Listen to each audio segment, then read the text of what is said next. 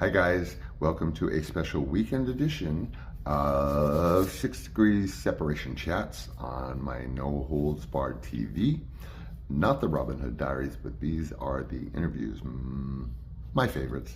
So for this weekend, special guest, we are having in a few moments BRYAN.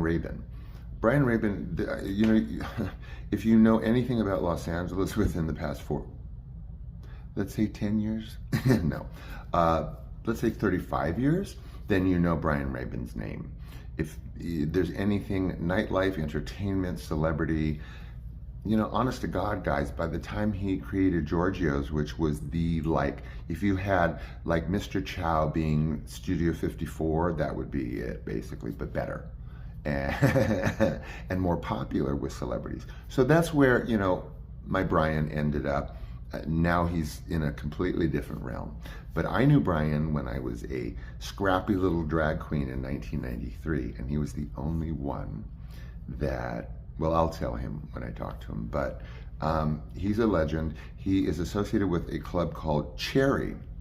Cherry in Los Angeles was the place to be for, I don't know, at least 5 years. If I don't know, I'll have to ask him what the run on Cherry was.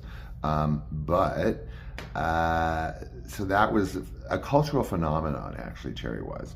And there's a lot of reasons. It was the time that it came about. It was the crowds that it drew. It was the sensibilities of the Los Angeles mindset at that time, sort of looking for something that is like tangibly fun and fashionable and exciting and wild and just so and that was Cherry.